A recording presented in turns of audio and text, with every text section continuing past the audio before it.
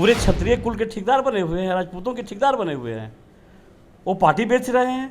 अरे करें उनका बेटा बेटी कहीं से विधायक एमपी एमएलए हो जाए, उसी में रहें, क्षत्रियता का एक शब्द भी उनके अंदर रहता, अपने परिवार के ठेकेदार हो सकते हैं, वो बिहार के राजपूतों के ठेकेदार नहीं हैं। ये भारतीय जनता पार्टी के 9 साल बेमिसाल के अवसर पे जो कार्यक्रम चल रहा है, अगर उनकी उपलब्धियां गिनाई जाए तो कम पड़ जाएंगी, समय कम पड़ जाएगा।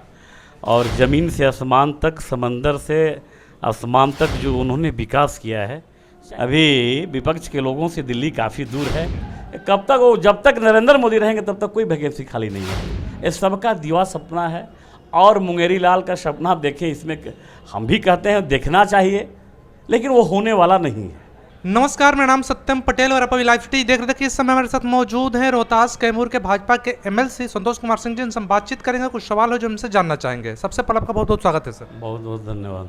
आप लोग की सरकार यानी कि भारतीय जनता पार्टी की सरकार, मोदी सरकार के 9 साल पूरे हो गए हैं। इस पर आप लोग 9 साल बेमिसाल मना रहे हैं। तो 9 साल में मोदी सरकार ने ऐसे क्या क्या काम कर दिए हैं जिसको लेकर आप लोग बता रहे हैं कि 9 साल बीजेपी के लिए और मोदी सरकार का जो है जनता के लिए बेमिसाल रहा है?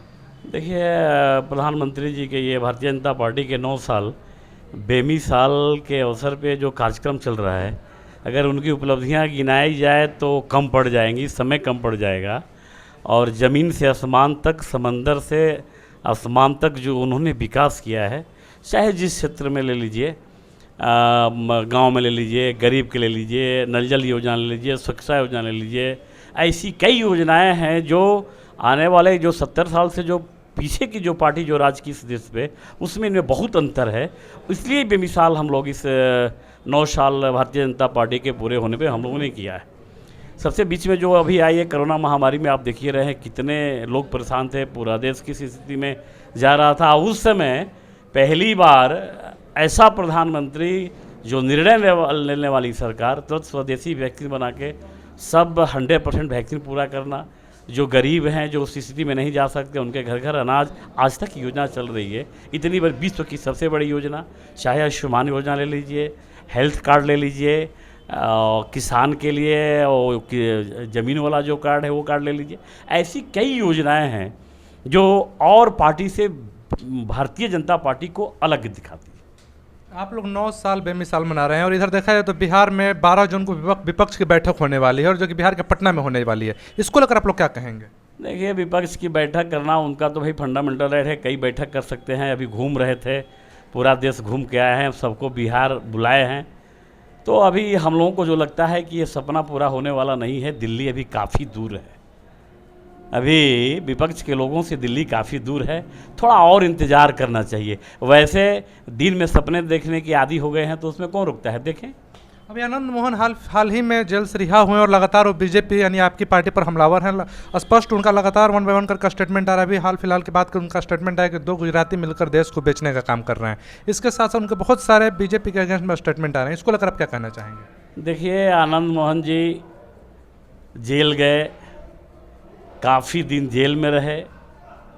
जेल से आने के बाद उन्होंने कई सार्वजनिक मंचों से कहा कि हमको तो सार्वजनिक दलों ने कहा था कि हम बेगुनाह थे, उनको जेल कौन भेजा, उस समय सरकार किसकी थी।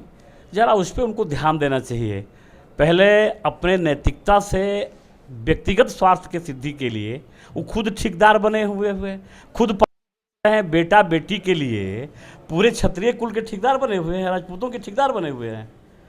वो पार्टी बेच रहे हैं। अरे करें उनका बेटा बेटी कहीं से विधायक एमपी एमएलए हो जाए, उसी में रहें, क्षत्रियता का एक शब्द भी उनके अंदर रहता, अगर रियली जिसके लिए कहते हैं कि कुचल डालेंगे, ये कर देंगे, वो कर देंगे, तो जिन्होंने जेल भेजा, जिन्होंने लाइफ बर्बाद किया, उसके बारे में ज़रा कुछ बोलते तो अच्छा रहता। हमको भी अच्छा लगता है, एक राजपूत होने के नाते हमको भी अच्छा लगता कि आनंद मोहन जी ने भाई इतना स्वाभिमान जरूर है। मैं अभिमानी होने की बात नहीं करता, मैं कहता हूं कि अभिमानी नहीं होना चाहिए क्षत्रियों को, लेकिन स्वाभिमान के साथ समझौता भी हम नहीं करेंगे। और जिन्होंने हमको जेल भेजा, जिन्होंने मेरा लाइफ बर्बाद किया, और एक विधायक के लिए, एक पार्टी में टिकट के लिए अपने परिवार के ठेकेदार हो सकते हैं, वो बिहार के राजपूतों के ठेकेदार नहीं हैं।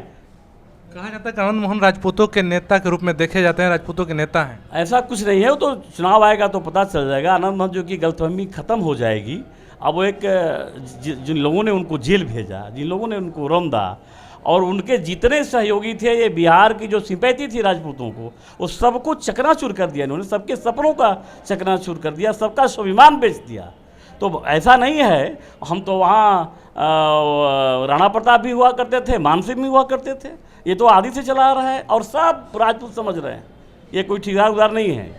आनंद मोहन रोहतास भी आए थे, रोहतास में भी उन्होंने इसी को लेकर कहा था कि सभी उनकी जो जमात है उनको स्पष्ट तौर पर कहना था उनकी राजपूत जाति जो है वो मुर्दा हो चुकी है, अलग अलग पार्टियों का तमगा अपने ऊपर बांध चुकी है। देखिए, ये शाहाबाद की धरती है, वीर कुंवर सिंह की धरती है, और शायद उनको नहीं पता है। और भारतीय जनता पार्टी के नेतृत्व में वीर कुंवर सिंह की जयंती पे जो राष्ट्रीय झंडों का कार्यक्रम हुआ था, विश्व रिकॉर्ड जिसने कायम किया था, शायद देश में आज़ादी से आज तक राजपूतों को, खासकर शाहाबाद के वीर कुंवर सिंह के परिवार के समर्थकों पे इतना सम्मान किसी ने नहीं किया था जो भारतीय जनता पार्टी ने किया था। मैं हृदय से आभारी हूँ एक राजपूत होने के नाते कि जिन्होंने वीर कुंवर सिंह को विश्व के पटल पे एक झटके में ला दिया।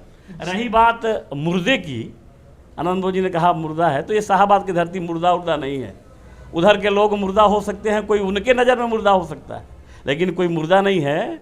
यहाँ के राजपूत जिंदा हैं और अपने स्वाभिमान के साथ रहते हैं। जो गलती करता है, जो जेल भेजने का काम किया, जो बर्बाद करने का काम किया, उसके साथ स्वार्थ के लिए, बेटा बेटी के विधायक के लिए, पत्नी के एमपी के लिए समझौता नहीं करते, सम्मान नहीं बेचते।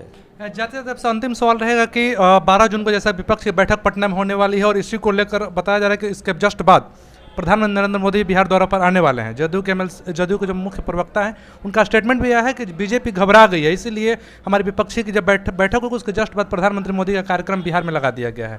देखिए, बीजेपी घबरा गई है कि बीजेपी नहीं घबराई है, कितने वो आश्वस्त हैं वो तो वही जानते हैं। और पता नहीं कि लोगों को कितना मूर्ख बनाने की आदत है कई लोगों की। मैं आपसे कह दूं आपके चैनल के माध्यम से, दिल्ली अभी कोसों दूर है, वैकेंसी खाली नहीं है और कहीं बीजेपी घबरा नहीं रही है, ना बीजेपी घबराने वाली पार्टी है। ये दो अब तक वैकेंसी खाली नहीं है, कब तक वो, जब तक नरेंद्र मोदी रहेंगे तब तक कोई वैकेंसी खाली नहीं है। ये सबका दीवा सपना है और मुंगेरी लाल का सपना देखे, इसमें हम भी कहते हैं देखना चाहिए, लेकिन वो होने वाला नहीं है।